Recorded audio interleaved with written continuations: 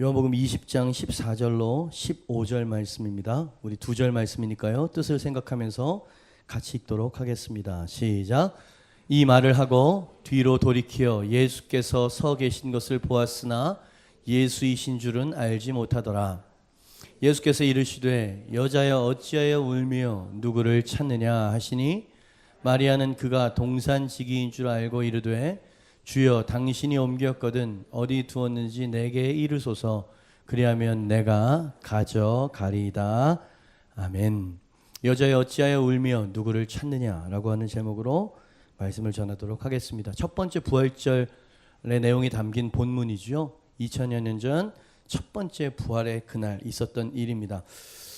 특별히 이 예수님 십자가와 부활하시는 현장에는 제자들은 없었고요. 그리고 경건한 여인들이 예수님의 죽음 앞에 많이 슬퍼했다는 것을 성경 저자들이 기록하고 있지요. 이 여인들은 아연실색한 가운데 목 놓아 울고 있습니다. 특히 예수님의 부활하신 예수님을 처음 뵈었던 여인 말이에요.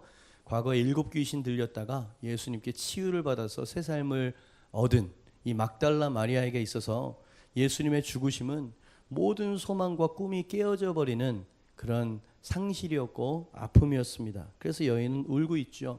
7 귀신 들렸을 때 그 시절에 부드러운 음성으로, 하지만 이 여인을 묶고 있는 악한 영을 향해서는 엄위하고 권세 있는 음성으로 그 귀신을 쫓아내 주셨던, 그래서 자유를 안겨주셨던 그 예수님. 귀신에 든 것은 자신의 죄 때문이라고 낙인을 찍어버리는 유대사회의 문화 속에서 이 지긋지긋한 이 발작 증세도 괴롭고 견디기 힘든데, 사회적으로나 그죠? 가정적으로나 신앙적으로까지, 그러니까 정상적인 모든 생활들을 다 잃어버렸는데 그 질병을 치유해 주심으로써 이 여인에게 모든 것을 다 회복시켜 주신 예수님은 정말 크신 은인이셨습니다. 그래서 받은 은혜가 너무 커서 자신이 재산이 좀 있었던 듯해요.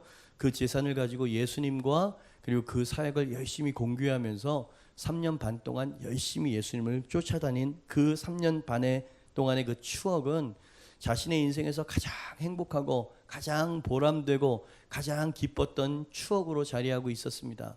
그 예수님이 무고하게 십자가에서 죽을 수밖에 없는 상황이었던 것이 이 여인에게 도저히 견디기 힘든 상황이었어요. 그러나 일만의 기대를 걸었죠.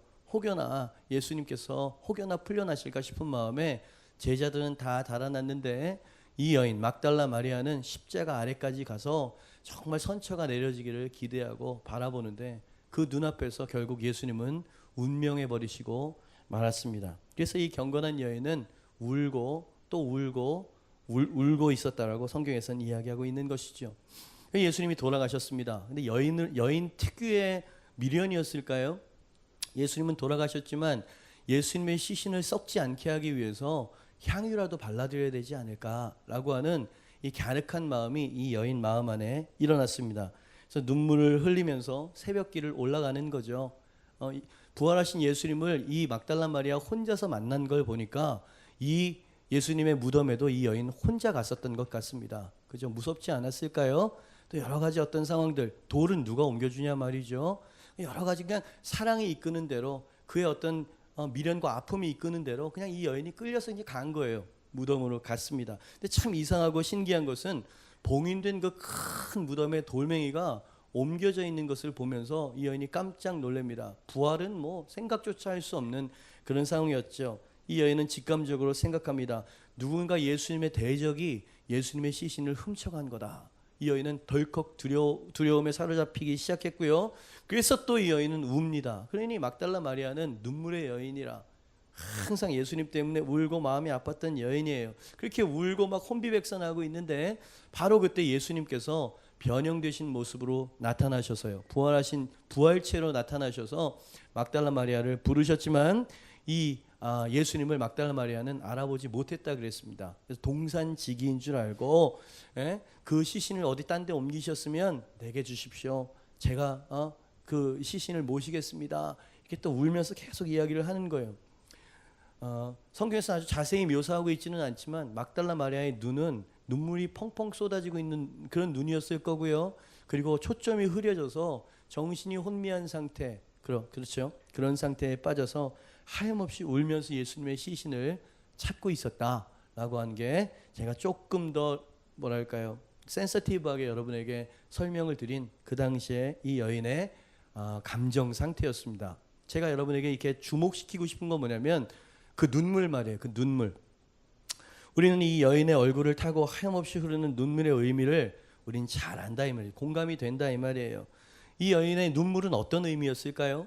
가장 사랑하고 가장 소중한 누군가를 잃었을 때 흘릴 수밖에 없는 그저 비탄의 눈물인 거예요. 극도의 슬픔이라고 표현할까요? 극도의 절망이라고 표현할까요? 이 여인은 절망스러운 눈물을 흘리고 있었을 때 예수님은 이 비탄에 빠진 마리아를 위로하시기 위해서 제가 여러분에게 좀 주목시키고 싶은 건 뭐냐면 질문을 하나를 툭 던지십니다. 이리 와. 뭐 이렇게 하지 않으시고 이상하게 질문을 던지셨어요. 근데 그 질문 안에는 주님께서 두 가지 묘한 질문이 같이 숨어있는 한 문장이었습니다. 이제 여러분에게 말씀드리겠지만 이 짧은 외마디 속에 들어있는 두 가지 질문은 이 여인에게, 이 슬픔의 여인에게 큰 위로와 소망과 심지어 기쁨과 환희, 여러분 그분에게서는 기뻐할 수 없는 거거든요. 근데 이 여인이 기쁨과 환희를 마음속에 얻고 그 동산에서 제자들이 있는 곳까지 막 달려 내려갔다. 성경은 이렇게 증언하고 있는 것입니다. 이 부활하신 예수님의 입에서 나온 첫 마디였거든요. 이 여인에게 던졌던 그 말, 베드로에게도 아니었고 또 다른 사람에게도 아니었던 요 한마디 그 말씀 말이에요. 그리고 가장 밑바닥까지 상심한 여인을 위로하시기 위해서 이 거룩하신 위로자가 선택하신 그 위로의 말씀이 어떤 것인지 우리 같이 한번 좀 읽어보길 원합니다. 15절이에요. 같이 한번 읽어볼까요? 시작. 예수께서 이르시되 뭐라고요?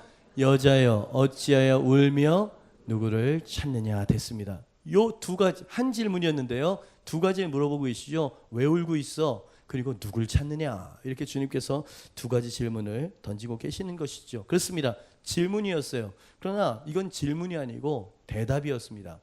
뭔가 주님께서 이 질문을 통해서 이 여인에게 뭔가 깊은 진리를, 그죠? 위로를 그 마음속에 전달하고 싶으셨던 그런 대답이었다 이 말이지요. 말씀드린 것처럼 이 질문을 받고 마리아는 슬픔을 잊어버렸습니다. 치유가 일어났다는 얘기예요. 이 짧은 한 문장으로. 그리고 이 사실을 전하기 위해서 산등성 위를 허겁지겁 내려가는 이 막달라 마리아의 거친 숨소리가 제 귀에는 들리는 것 같아요. 그죠? 자, 이제 본론으로 들어가려고 합니다. 그렇다면 예수님의 그 짧은 한마디 말이죠. 여자여 어찌하여 울며 누구를 찾느냐 라고 하는 이 질문 안에 도대체 무슨 뜻이 담겼길래 이 치유받지 못할 상처라고 생각했던 이 여인이 그 상처를 치유받을 수 있었냐 이 말이에요. 우리가 듣기에는 그냥 스쳐 지나가는 질문 한마디일 뿐인데 그 질문 안에 도대체 무슨 내용이 있었길래 이 여인이 그렇게 회복과 치유를 받을 수 있었느냐라고 하는 것이에요. 부활절 아침에 있었던 회복과 치유의 이야기입니다. 질문은 이것이죠. 부활하신 주님의 입에서 나온 복된 말씀의 첫 번째 의미는 무엇이냐? 1번입니다. 같이 한번 읽어볼까요? 시작. 내가 살아났는데, 그죠? 어찌하여 우느냐라고 하는 그 표현이 제게는 내가 살아났는데 왜 울고 있어? 제게는 이렇게 들리는 듯합니다. 막달라 마리아가 슬퍼했던 이유가 뭐라고 생각하십니까? 제가 아까 말씀드렸어요. 가장 소중하고 가장 사랑하는 분을 잃었고 다시는 뵙지 못할 거라고 하는 슬픔 때문이었습니다. 근데 부활하신 예수님께서 말씀하시는 거예요. 여자여 어찌하여 우느냐. 이 짧은 말씀 안에는요, 마리아의 눈물을 몰라서 주님께서 나무라시는 게 아니었어요. 예? 주님께서 그 마음을 헤아리는 마음이 있었습니다. 동시에 그녀가 미처 깨닫지 못한 아주 중요한 교훈을 가르쳐 주시고자 하는 아주 부드러운 교정, 그죠? 제가 선택한 표현이에요. 아주 부드럽게 이 여인의 잘못된 생각을 교정해 주고 계셨다는 이야기예요. 그것을 이 짧은 말씀으로 예수님께서 하셨다 이 말이죠. 예수님께서 하셨던 말씀은 제게 이렇게 들려서 적어봤습니다. 사랑하는 마리아야, 내 눈물의 의미를 나는 이해하노라. 그리고 이 빈 무덤까지 올라와 네 사랑의 향유병에서 흐르는 너의 눈물이 고맙기까지 하구나. 하지만 네 눈물은 옳지 않은 눈물이니라. 네가 가장 소중한 사람을 잃어서 울고 있다면 내가 네 앞에 살아나 있지 않느냐? 울 필요가 없다는 얘기예요. 지금 네가 가장 사랑하는 나를 다시 볼 수 없는 것이 서러워서 우느냐? 그렇다면 내가 지금 살아서 네 앞에 서 있지 않느냐? 너는 내가 살아있을 때 내가 다시 부활할 것이라고 여러 차례 알려주었던 내 약속을 믿지 못하고 있구나. 나는 내가 약속했듯이 부활했느니라. 그러니 울지 말거라. 눈물을 닦거라. 오히려 찬송하고 감사해야 되지 않겠느냐? 이제 나의 부활을 보았다면 내 갸륵한 마음은 알겠다만 인간적인 눈물은 이제 거두거라. 여자여 어찌하여 우느냐? 그 말씀 안에 이런 의미가 숨어 있었던 거죠. 다시 한번 강조합니다. 이 예수님은 이 여인의 정성과 사랑을 왜 쓸데없는 짓 했어? 왜 울어? 이렇게 말씀하신 게 아니셨어요. 고맙죠. 제자들은 다 어디 갔을까요? 수제자 베드로와 요한은 어디로 도망갔냐 말이에요. 그런데 여러분 그 7 귀신 들렸을 때 처음 예수님을 만날 때부터 십자가 아래까지 빈 무덤까지 혼자 이렇게 오는 이 여인의 사랑과 정성을 주님께서 모르셨겠습니까? 고맙긴 고마운데 그 눈물은 슬픔의 눈물이어서는 안 된다는 거예요. 왜냐하면 예수님이 부활하셨기 때문이라는 거죠. 할렐루야. 그래서 주님께서 지금 위로하고 계세요. 그 마음은 받되 부드럽게 교정을 해주고 계시는 것이죠. 여러분, 우리에게도 동일한 일들이 경험되지 않습니까? 우리도 잘못된 눈물, 잘못됐다고는 표현 그래요. 오해의 눈물을 흘릴 때가 참 많이 있습니다. 가장 사랑하고 가장 소중한 누군가를 우리 곁에서 떠나보낼 때 우린 마리아가 흘렸던 눈물을 흘리게 된다 이 말이야. 사별을 경험해 보셨습니까? 여러분, 그렇다면 당신은 마리아가 흘렸던 눈물이 어떤 의미인지 아시겠군요. 자식을 먼저 보내야 되는 찢어진 그런 경험을 가져보셨습니까? 그 찢어진 마음이 왜 다시 볼 수 없고 이젠 영원히 이제 헤어져야 되기 때문에 그래서 슬픈 거 아니냐 이 말이에요. 그죠? 가장 사랑하는 지인과 우리 가족들의 영정 앞에 섰을 때 우리의 마음이 먹먹해지고 할 말을 잃는 그런 경험을 해보셨습니까? 그러면 당신은 그런 슬픔의 눈물, 회한의 눈물을 흘려 보셨다는 이야기지요. 그러나 오늘 부활하신 예수님께서 말씀하십니다. 아니, 말씀이 아니고 우리에게 물으시는 거죠. 나의 부활을 네가 정말 믿는다면 네가 흘리는 눈물이 온당한 눈물이라고 생각하느냐? 이렇게 묻고 계시는 거예요. 그죠? 예수님은 지금 모든 것을 부활에 초점을 두고 말씀을 하고 계시는 거예요. 내가 살 거기 때문에 다시 우린 만나게 될 거다. 내가 살아날 것이기 때문에 너도 다시 살아날 것이다. 내가 살아났기 때문에 우리는 영원한 천국에서 영원한 동고동락을 하는 이 역사가 이루어지는 이날 아침에 네가 그렇게 슬프게 우는 것은 온당한 일이 아니지 않지 않니? 네 마음은 알겠지만 이해가 되시면 아멘. 그죠? 여러분 얼마나 부드럽고 젠틀하게 다루시는 거예요. 그죠? 이 여인의 마음을 쓸어주고 마음을 이렇게 만져주고 계시는 거예요. 그렇습니다. 우린 예수님과 믿는 자의 부활을 망각하고 있었던 것이 사실입니다. 만일 예수님이 부활하셨고 예수님을 믿고 따르는 성도들, 우리들도 예수님과 같이 부활하게 될 것을 진정으로 믿는다면 우리의 눈물의 의미는 달라져야 된다 이 말이에요. 그죠? 그래서 어찌하여 우느냐? 왜 울고 있어? 오히려 찬송해야지. 주님께서 지금 그 말씀을 하고 계시는 것이죠. 지난주에 우리는 고난주간을 보냈습니다. 고난주간 3일 부흥회를 하면서 저녁마다 우리는 십자가를 묵상했고요. 은혜를 많이 받는 그 사이에 두 성도 가정이 동시에 장례가 나버렸어요. 바로 이 마리아가 흘렸던 그 눈물을 흘리는 그런 교우들 가정을 찾아가는 그런 상황이 되었습니다. 아무리 천국 소망을 가지고 있다고 해도 유가족들의 젖은 눈을 보는 순간 보는 사람의 마음도 젖어버리게 돼. 영적 앞에 있는 국화꽃을 하나 올릴 때 여러분 우리의 마음도 쓰리고 아팠습니다. 그 중에 한 분은 선교사님이셨어요. 네. 무당의 아들로 태어나셔가지고 믿는 여자랑 결혼하고 10개월 만에 예수 그리스도를 아주 인격적으로 만나게 되는 순간부터 선교의 삶을 살기 시작하셨답니다. 아프리카의 211개의 교회를 개척하셨고요. 병원도 세우시고 고아원도 세우시고 평신도가 부부가 무슨 뭐 네트워크가 있는 것도 아니에요. 그 부부 달랑 그 부부가 어마어마한 사역을 감당하시다가 심근경색이 있으셨는데 약을 드시지 못하고 한 달 더 연기하셨죠. 빨리 들어오셔서 약을 드셨으면 더 오래 사실 수 있었는데 아프리카에 있는 이 선교지에 있는 이 내 양들 말이에요. 도대체가 놓고 떠날 수가 없어요. 그래서 한 달을 연기했어요. 약도 없이.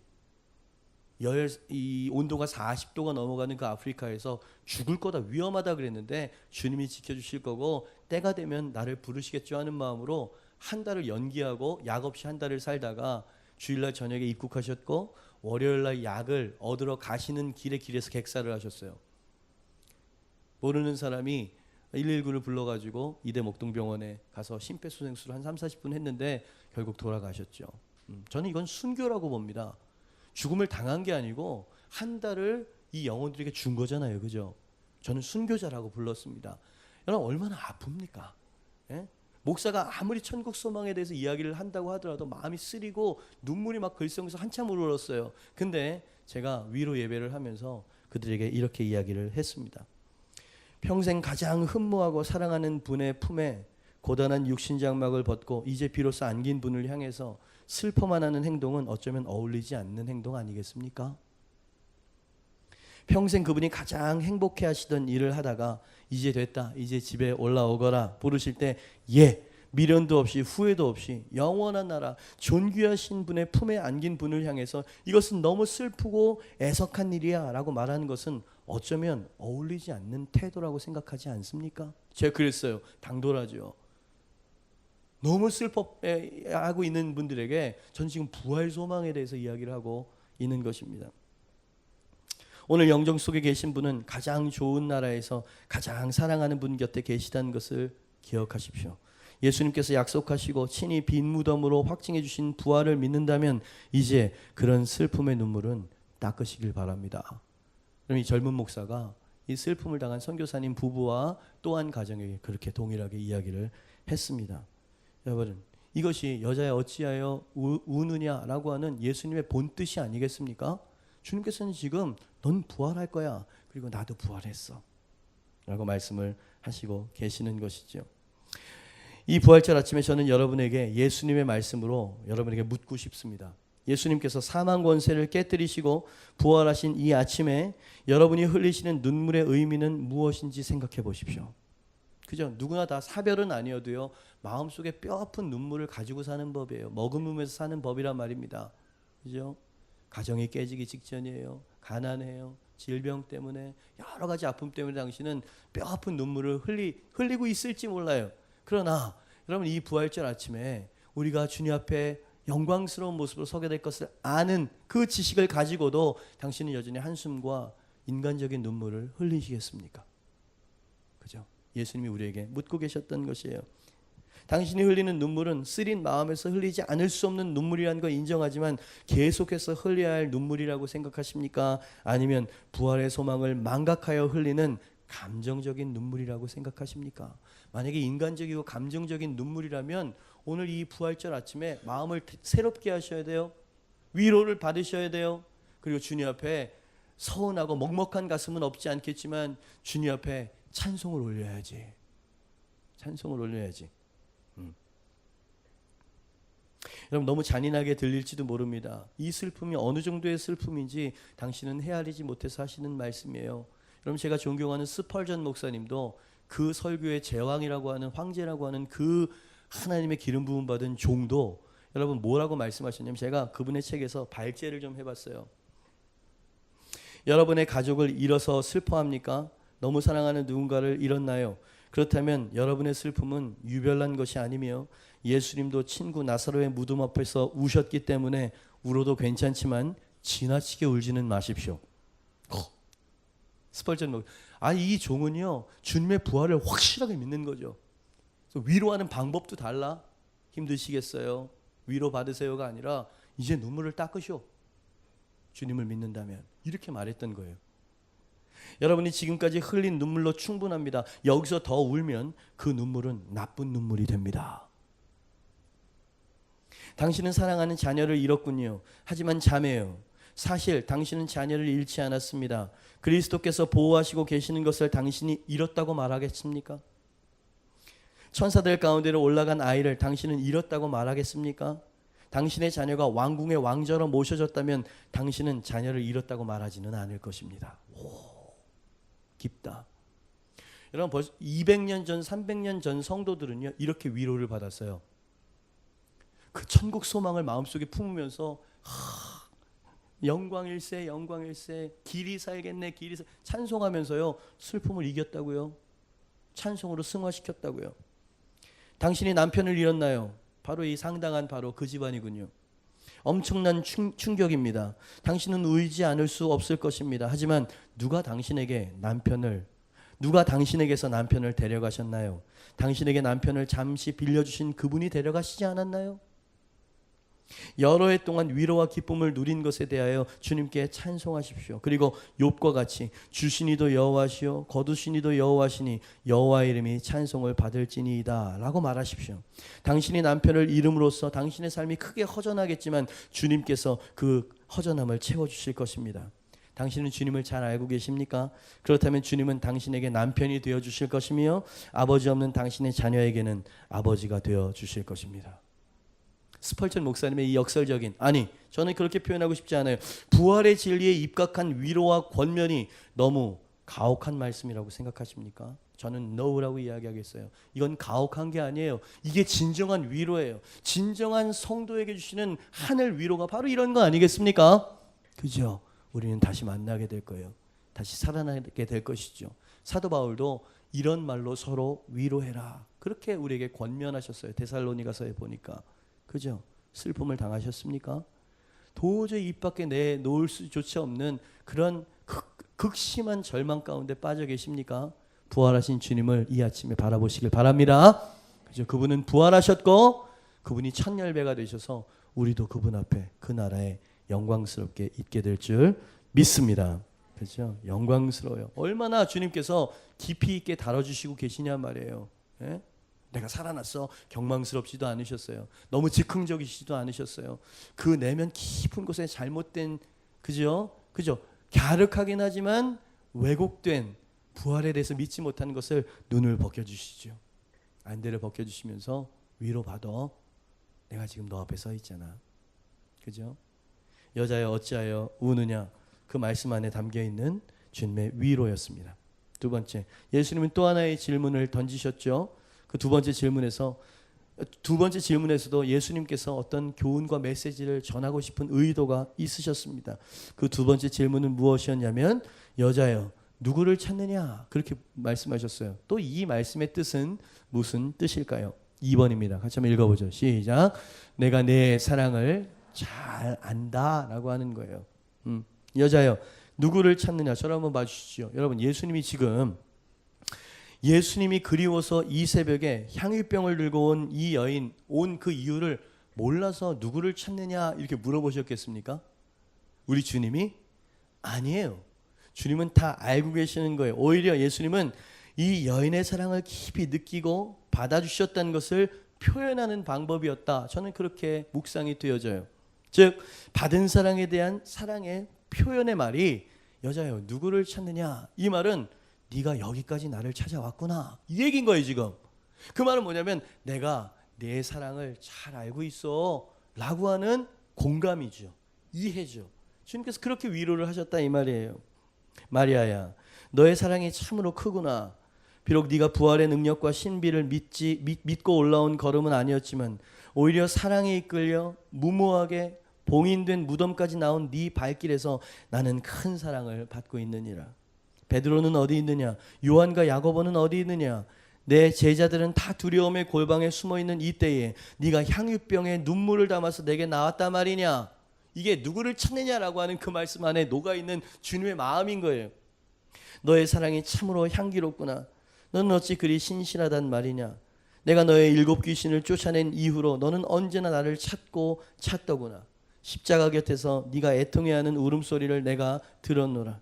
십자가 아래에까지 나와 나를 애도하는 네 눈물도 나는 보았느니라. 이제 이 모든 소망이 끊어져 버린 지금 너는 나의 무덤까지 홀로 찾아왔단 말이냐? 넌 어찌 그리 신실하다 말이냐? 너의 사랑은 포도주보다 진하고 장미보다 더 검붉구나. 신실한 여자여 내가 너를 사랑하느니라. 축복받을 내 딸아 네가 나를 찾아 여기까지 왔구나. 여자여 누구를 찾느냐? 네가 나를 찾아서 여기까지 왔구나. 여러분, 여러분의 마음이 이 예수님의 부드러운 배려의 마음에 감동하지 않는다면 우리의 심령은 문제가 있는 겁니다. 여러분, 제가 지금 뭔가 소설을 쓰거나 센티멘탈한 표현을 한 것이 아니에요. 그게 그 당시 예수님께서 가지고 계셨던 애끓는 사랑의 마음이었다는 것이죠. 예수님이 지금 어떤 일을 하고 계신 것입니까? 예수님을 지극히 사랑하는 성도의 마음을 아주 깊이 이해하시고 영광을 받으시는 분이라는, 영광을 받고 계시는 당신의 마음과 감정을 표현하고 계셨던 것이죠. 그래서였을까요?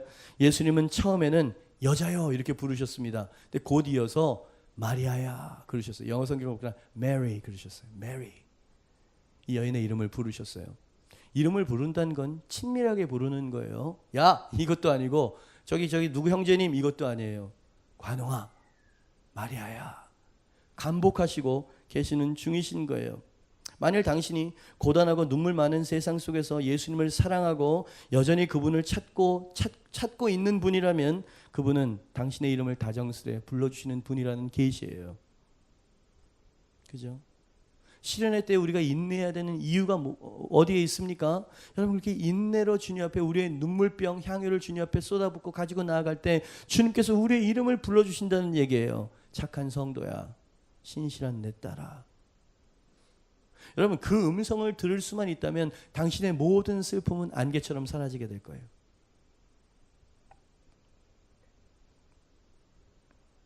그리고 예수님께서 무모하리만큼 예수님을 찾고 찾은 마리아에게 또 하나의 큰 축복을 주셨는데 부활하신 그 육체로 처음 만날 수 있는 선물과 특권을 주셨어요. 성경 어디에도 부활하신 다음에 이 여인을 만난다는 예언과 계시가 없어요. 제자들을 찾아가신다는 약속은 있었습니다. 근데 이 여인은 돌발적으로 예수님께서 선택하신 만남이셨어요. 왜? 이 여인이 예수님을 찾고 찾았기 때문에. 이걸 뒤집으면 우리가 주님의 임재를 경험하지 못하는 이유는 찾고 찾지 않기 때문이에요. 주님을 사랑하지 않기 때문입니다. 월요일부터 토요일까지 우리의 삶을 볼 때 우리가 그분을 얼마나 찾고 사랑하고 있나요? 이 여인은 사랑하는 여인이었어요. 사랑한다면 십자가 무덤까지 가야죠. 그죠? 우리 자신을 그냥 보여주는 대목인 거예요. 여러분 부활의 현장, 부활의 그 시간, 그 순간을 한번 생각해 보세요. 예수님의 부활의 순간은 창세부터 하나님께서 소원하신 바로 그 순간, 그죠? 여러분 하나님께서 그 순간을 위해서 온 인류의 역사를 다 주관하시고 오셨던 거예요. 예언자들에게 메시아에 대한 예언을 주셨습니까? 이때를 위해서였어요. 아들 예수 그리스도를 인간의 몸으로 성육신으로 보내셨습니까? 이 역사를 이루기 위해서였어요. 심지어 예수님이 십자가에 죽으셨습니까? 그것도 완성이 아니에요. 죄를 짊어지고 십자가에 죽으시면 뭐합니까? 그 우리의 죄가 짊어진 그 예수님이 부활해야 우리의 죄도 다 해결되는 거 아니냐 말이지. 그러니까 이 부활이라고 하는 건 하나님뿐만 아니라 천군 천사 온 세상 피조물이 그 순간을 기다리고 있었던 거예요. 로마서를 제가 좀 적어볼까 했는데 사도 바울이 모든 피조물들이 고대하는 바가 바로 그 하나님의 아들들이 부활해서 나타나는 그 순간을 기다린다 그랬어요. 그래야 땅도 회복되어지고, 그죠? 땅도 구속을 받게 되어질 것이니까, 그죠? 그 부활은 너무 소중한 것이에요. 그래서 예수님이 부활하신 그 새벽은 하나님뿐만 아니라 온 인류가 환호성과 박수갈채를 우린 듣지 못하지만 하늘에선 박수갈채를 막 치고 있는 거예요. 왜? 완성됐다 이 말이야. 이제 바로 이 순간, 내가 이 순간을 이루기 위해서 내 아들이 십자가에서 고난당하는 걸 외면하고 보지 않는 것처럼 그를 외면했다 이 말이에요. 여러분 영원한 성삼위가 깨지고 분열되어지는 그 아픔을 견디신 이유가 뭡니까? 그 뭐냐면 이 부활의 역사를 이루어야 네가 천년배가 되어서 모든 인류가 부활할 수 있게 되기 때문이야. 하나님은 그걸 기다리셨던 것이죠. 그러니 천군 천사가 바로 예수님이 딱 일어나시는 그 부활하신 그 새벽에 하늘에서 외쳤을 겁니다. 예수님 어여 당신의 보좌에 올라오십시오. 당신은 그런 영광을 받으시기에 합당하신 분이십니다. 천사와 피조물들이 막 노래하는 순간이 바로 오늘 본문 말씀의 그 부활의 순간이었단 말이에요. 하나님도 아마 외치셨을 겁니다. 아들아 수천 년 동안 이 순간을 기다렸다. 이제 너의 부활로 말미암아 온 인류의 부활의 역사가 시작되었느니라. 아주 오랜 시간 동안 너를 기다렸느니라. 어여 내 곁으로 올라오거라. 내가 온 천지 만물을 다스릴 멸관을 너에게 준비하였느니라. 어여 올라와서 창세로부터 누렸던 그 교제와 사랑을 나누자꾸나. 하나님께서 오라고. 안 그러겠어요? 가장 중요한 과업이 이루어지는 순간이었다 이 말이죠. 이때 예수님께서 하늘을 향해서 주님께서 손을 올리시면서, 그런 표현은 없지만 하나님께 이렇게 말씀하셨던 거예요. 행동이 그것을 입증해 주는 것입니다. 아버지, 이 모든 시련을 이겨낼 수 있게 도와주심을 감사합니다. 그리고 제게 주실 멸관과 보좌도 감사를 드려요. 그러나 제가 올라가 버리면 남은 생을 슬픔과 비탄 속에 살아야 할 한 여인이 있어요. 이 여인을 보십시오. 봉인된 무덤임을 알면서도 향유병을 들고 제게 나온 이 여인을 아버지 보십시오. 이 여인은 저를 필요로 합니다. 제가 이 여인을 만나 부활의 소망을 말해줘야 이 여인은 그 다음부터의 삶을 살 수 있을 겁니다. 제가 이 여인의 사랑에 얼마나 큰 영광을 받았는지 알려줘야 이 여자는 삽니다. 그러니 잠시만 기다려 주십시오. 여러분, 제가 지금 소설을 쓰고 있죠, 그죠? 여러분, 다시 한번 강조합니다. 이 여인을 만날 계획은 없었어요. 그죠? 이 예수님을 사랑하고 끝까지 찾고 찾는 이 여인을 위로해야만 하겠기에 주님께서 부활하신 첫 육체로 이 여인을 만나셨다는 거 아닙니까? 와우. 그분의 젠틀한 마음이 느껴져요. 그분께서 아주 상한 심령을 아주 존귀히 여기신 걸 보세요. 이 여인이 예수님을 위해서 흘리는 그 눈물은요, 여러분, 아무도 알아주는 눈물이 아니었어요. 그러나 주님께는 이 세상 가장 아름다운 보석과 같은 눈물이었을 줄 믿습니다. 그래서 이 여인 앞에 쓰셨어요. 메리, 마리아야, 누구를 찾느냐. 아마 그 표정은 다정하고 어쩌면 미소를 머금고 계셨을지 몰라요. 고맙다. 나를 끝까지 사랑해주고 찾아주어서. 여러분에게 이 예수님을 향한 이 갈망과 찾음과 사랑이 있으십니까? 아까 그 영상을 보시면서 여러분의 코끝이 찡해졌다면 그나마 예수님을 조금 사랑하시는 분이시군요. 예수님의 순환과 부활을 보고도 내 심령에 아무런 감각이 없다면 여러분, 죄송합니다. 우리 심령이 문둥병에 걸리는 게 아닙니까? 느낌이 없어. 감각이 없고. 여러분, 부활하신 몸을 제일 먼저 보여주실 사람을 1순위를 찾으라면 베드로였지 않겠습니까? 그죠? 베드로는 배신을 했다 칩시다. 그러면 예수님의 사랑을 입었던 그 품에 있었던 요한에게 그 다음 타자가 돼야 되지 않겠습니까? 그러나 부활하신 예수님은 처음 만나는 축복을 막달라 마리아에게 주셨습니다. 예수님이 이 여인의 마음과 사랑을 헤아리신 것이죠. 예수님이 이 여인의 모든 눈물과 주님과 동행했던 모든 행적을 기뻐 받으셨다는 얘기입니다. 그러니 여러분들이 한 깨달음을 얻기를 바랍니다. 왜 우리가 시련 가운데에도 예수님을 따르고 섬기고 그분을 찾아야 하는지 그것을 깨달으시길 바라요. 왜냐하면 그 모든 인내와 주님의 그 십자가의 길을 따라가는 그 모든 헌신을 주님이 1. 헤아리시고 2. 기뻐 받으시고 3. 우리에게 다가오실 것이기 때문에. 그죠? 뒤집어 봅시다.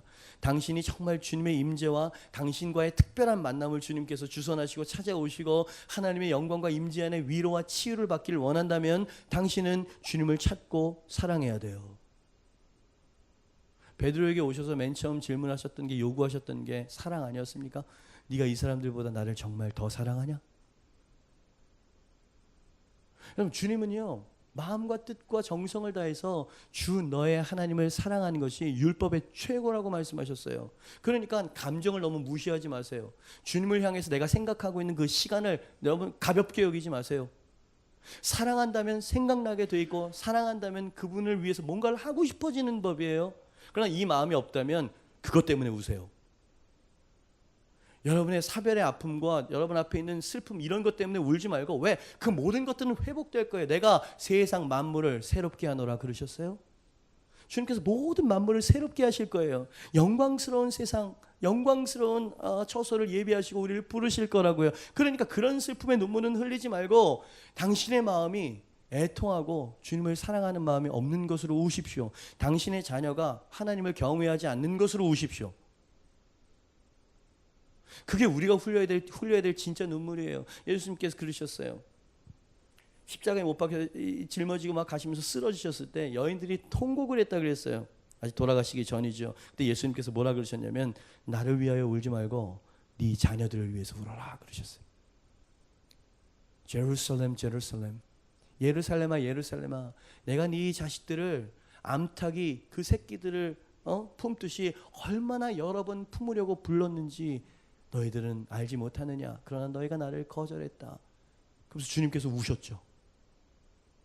주님이 우셨던 기록은 2번, 3번밖에 없어요. 2번이죠. 나사로의 무덤, 예루살렘에서 눈물. 우셨어요.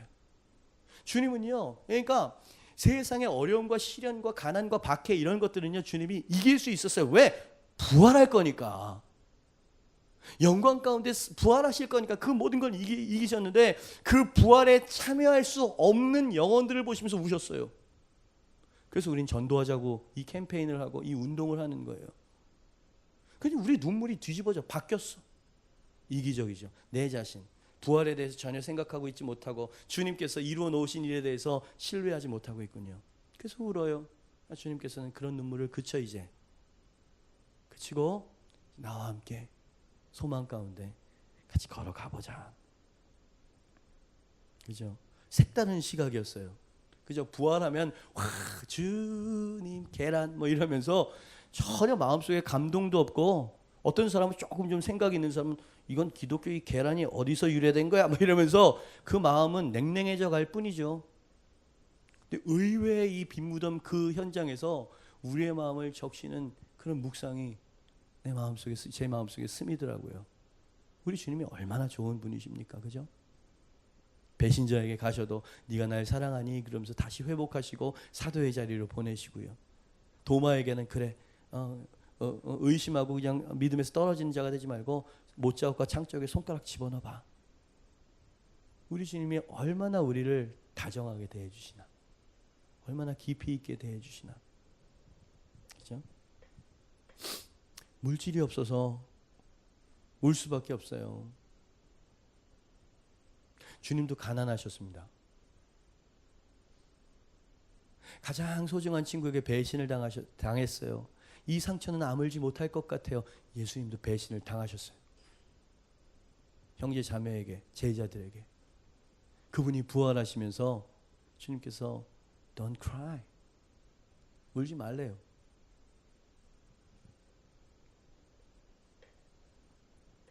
막달라 마리아는 베드로나 요한에 비해서 전혀 존재감이 없는 여인이었죠. 그리고 이 여인은 예수님을 위해서 준비한 것도 보잘것없는 향유에 불과했지만 예수님은 그것을 최고의 사랑으로 받아주셨다. 그러니 당신이 주님 앞에 보잘것없는 존재라고 말하지 마십시오. 당신을 위해서 죽으시고 부활하셨던 거예요. 당신이 주님 앞에 드릴 것이 없다고도 말하지 마십시오.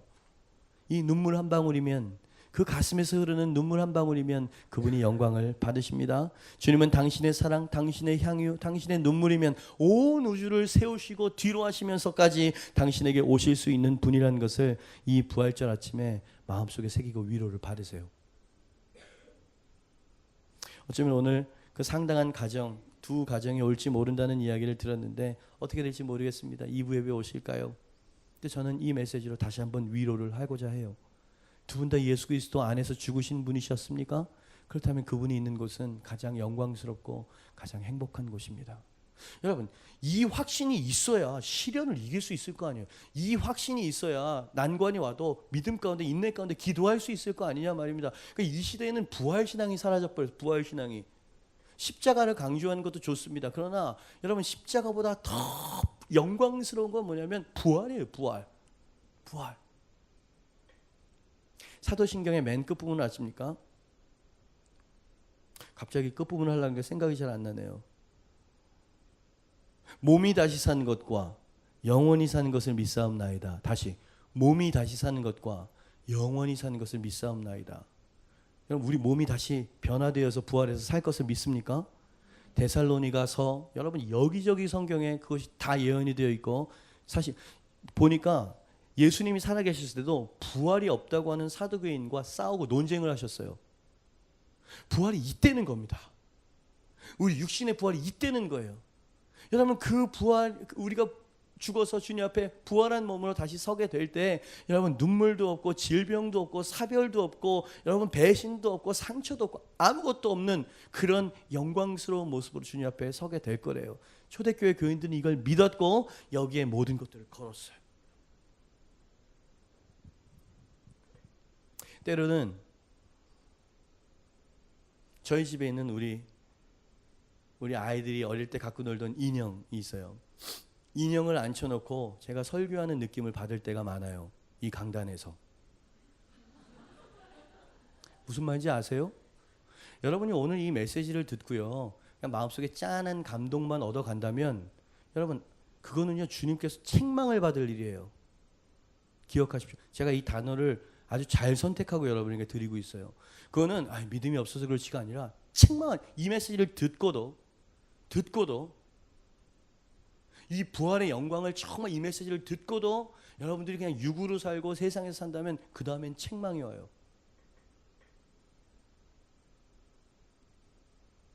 보지 못했던 부분을 묵상해 주시고 말씀해 주셔서 깨달았습니다. 감사해요. 이런 표정은 아직까지 그 은혜가 들어가지 않은 표정이에요. 울어야지. 감사해서 울어야죠. 두 손을 들고 눈물을 흘리면서 영광스러운 찬송을 불러야죠. 여러분, 이런 칼라의 교회를 제가 이 10여 년 이 상간으로 본 적이 없어요. 그냥 다 뭐랄까 프로그램 위주로 돌아가고 아주 뭐랄까 우리 실생활에 그냥 격려가 주는 어떤 그런 얘기를 하지. 주님께서 가장 소중히 여기시는 그 부활에 대한 메시지를 생명처럼 붙잡는 성도들이 과연 몇이나 있냐 말이에요. 부활은 있긴 있겠어. 뭐 있다 그러니까 있다고 치지 뭐. 그죠? 믿겨지지 않아요. 그러나 말씀과 성령으로 우리 마음 가운데 깨달아질 때 당신은 정말 우뚝 선 사람이 될 겁니다. 일어날 수 있을 것이고요. 성경 말씀을 가감없이 믿어야 한다면 가장 믿어야 할 교리 중에 하나는 부활의 교리예요. 부활의 교리. 그래서 오늘은 영광스러운 날이에요. 그러나 그냥 아무 뜻도 없이 계란이나 주고받으면서 해피 이스터 이러면서 할 수는 없어요. 그 의미를 알아야 돼요. 그 부활을 이루기 위해서 주님께서 치르신 그 어마어마한 대가가 우리 영혼 속에서 터져나야 돼요. 감사하다고. 그리고 막 눈물을 훔쳐야 돼요. 막 이렇게. 그리고 너무 얄팍한 세상적인 것 가지고 물론 너희 구할 것을 감사함으로 하나님께 구하라는 말씀도 있지만 그래서 구하지만 여러분 그 구하는 마음이 그것만 구한다고 한번 생각해 보세요. 너무 얄팍하고 궁색해요. 만유의 아버지께서 너에게 모든 것을 주었느니라.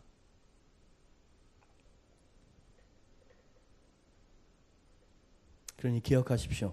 어떠한 슬픔 속에서도 여러분이 부활하셨고 우리 또한 부활케 될 것이라는 것을 절대 잊지 마세요. 그러면 흔들리지 않을 거예요. 그럼 그 슬픔을 이길 수 있을 거예요. 예수님과 성령님께서 주님의 부활을 생각할 때마다 하늘 한번 바라보고 눈물을 훔칠 수 있는 희망을 여러분 심령 속에 주시기를 이 부활절 아침에 주님의 이름으로 축원드립니다. 아멘. 제가 기도하죠. 어찌 부활의 신비를 다 알고 믿을 수 있겠습니까? 그러나 주님께서는 마리아의 믿음 없음을 나무라지 않으시고 부드럽게 교정해 주셨음을 감사합니다. 이 아침 여전히 슬픔의 눈물을 흘리고 있는 우리들에게 예수님 찾아오셔서 내 사랑하는 내 성도야 어찌하여 울며 누구를 찾고 있느냐 우리 영혼에 말씀하여 주시옵소서. 이 가운데에는 평생 치유되지 않을 슬픔을 당한 사람들도 있습니다. 부활의 예수님 이 아침에 오셔서 당신의 부드러운 말씀과 손길로 우리의 상처들을 치유하여 주시옵소서. 구멍난 예수님의 손길이 우리의 슬픔을 만지실 때 우리의 상처는 완전히 아물게 될 줄을 믿습니다. 부디 이 부활절 아침에 우리의 영혼이 부활의 소망으로 인쳐지는 역사가 이루어지게 하여 주시옵소서. 감사를 드렸고 찬양하오며 이제는 우리를 구원하신 예수 그리스도의 은혜와 하나님 아버지의 사랑과 성령의 교통하심이 여자여 어찌하여 울며 누구를 찾느냐 내가 네 마음을 안다. 네 갸륵한 그 사랑의 마음을 받았다. 그러나 눈물을 닦아라. 그런 종류의 눈물은 닦아라. 그리고 찬송하자꾸나. 언젠가 영원히 너와 나는 영원한 세상에서 함께 동고동락하게 될 것이야. 하나님 이 부활절 아침에 우리에게 주시는 소망의 말씀을 감사합니다. 이 소망 품고 이 험한 세상 승리하고 이겨낼 수 있게 도와주시옵소서. 결단하고 돌아가는 주의 백성들 머리 위에 지금부터 영원까지 함께 있을지어다. 아멘.